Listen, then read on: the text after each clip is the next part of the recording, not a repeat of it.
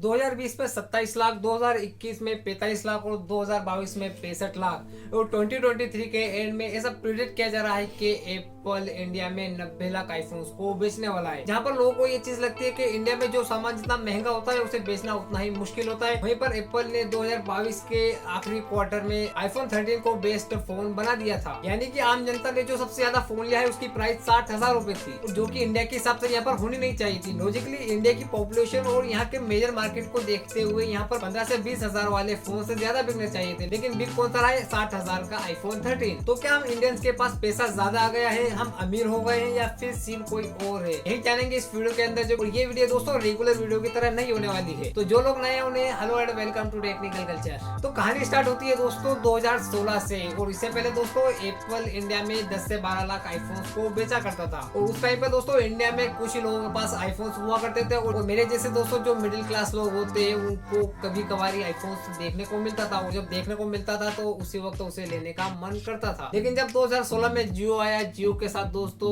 IPhone लेने हमारे सपने को फ्री डाटा के साथ 6 इंच की मोबाइल स्क्रीन पर लेकर आया, जहाँ लोगों को कभी कभार आईफोन से देखने को मिलते थे और उनका मन करता था आईफोन से लेने का। और जब ये 6 इंच की स्क्रीन पर ये आईफोन से देखने लगे तो रोज मन करने लगा इन आईफोन को लेने का। तो मेरे जैसे लोगों की भावनाओं का रिजल्ट ये निकला कि 2015 में जो आईफोन 17 लाख यूनिट बिके थे, 2016 में वो 25 लाख हो गए थे, और 2017 में वो 32 लाख हो गए थे।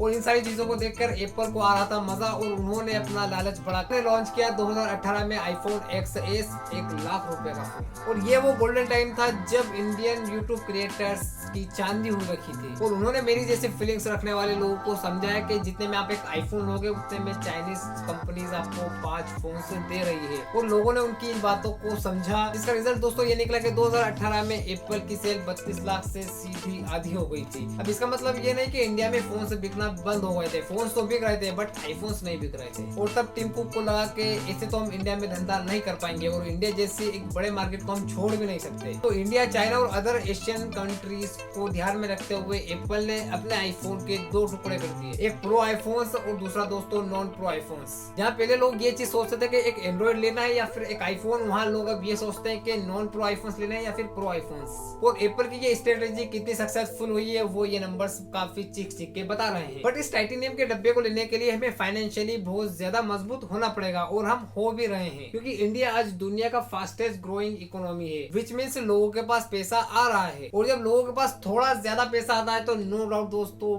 दिमाग तो थोड़ा खराब होता ही है। और ऐसा ही कुछ दोस्तों हम इंडियंस के साथ भी हो रहा है। आज हम इंडियंस को पैसा बचाने से ज्यादा पैसा उड़ाने में मजा आ रहा है, इसलिए हम इंडियंस की सेविंग्स पिछले 50 साल में सबसे कम है। और हमारे इस एटीट्यूड में चेंज आने के 2 रीजन है। पहला पॉपुलेशन, जहाँ कई देशों की पॉपुलेशन अभी बुढ़ापे की तरफ जा रही है, वहाँ पर हम इंडियंस अभी काफी जवान है। यहाँ पर मैक्सिमम लोगों की एज 35 साल से कम है। और दूसरा रीजन है दोस्तों स्टार्टअप कल्चर्स। आज इंडिया स्टार्टअप में फंड्स लेने में चौथे नंबर पर है। तो इसका मतलब दोस्तों ये कि इंडिया के स्टार्टअप्स में लोग पैसा डाल रहे हैं। एंड स्टार्टअप्स में जो लोग जॉब करते हैं वहाँ पर रिस्क थोड़ा ज्यादा होता है, लेकिन सैलरी बहुत ज्यादा मिलती है। और जब एक नौजवान को अपनी कच्ची उम्र में पैसा ज्यादा मिलता है तो नो डाउट उसका दिमाग तो थोड़ा तो खराब होता ही है। वो लग्जरी चीजों की तरफ, वो ब्रांडेड चीजों की तरफ अट्रैक्ट होता है। और उसी वजह से दोस्तों हमें प्रीमियम फोन्स के अंदर इतनी बड़ी ग्रोथ देखने को मिल रही है। अभी रिसेंटली जो बीबी सेल गया है दोस्तों, वहाँ पर अभी पिछले एक हफ्ते में 15 लाख आईफोन बेचे जा चुके हैं। और अमेजोन पर हर एक मिनट में 100 OnePlus के फोन ऑर्डर हुए हैं, जो कि लास्ट ईयर से 250% ज्यादा है। और सैमसंग का S सीरीज का फोन पिछले साल के कंपेयर में 300% ज्यादा बिका है। और आज लोग ज्यादा सैलरी एंड सेविंग ना करने के एटीट्यूड में वैल्यू फॉर मनी की जगह ब्रांड वैल्यू को ज्यादा अहमियत दे रहे हैं। और आप एक चीज बड़े अच्छे से जानते हैं कि जब ब्रांड वैल्यू की बात आती है तो इंडिया में क्या वर्ल्ड में एप्पल से अच्छी ब्रांड वैल्यू किसी की नहीं है। बट आज हम ऐसे लोगों के हाथ में भी आईफोन से देख रहे हैं जिनके पास एक स्टेबल इनकम सोर्स नहीं है, और ऐसे लोगों की हेल्प करता है दोस्तों लो कॉस्ट ऑफ EMI। एक दोस्तों हमने सेविंग करना छोड़ दिया, दूसरा दोस्तों हमने उधार लेना ज्यादा शुरू कर दिया है। और उसी का रिजल्ट है दोस्तों इंडिया में हर 10 में से 7 आईफोन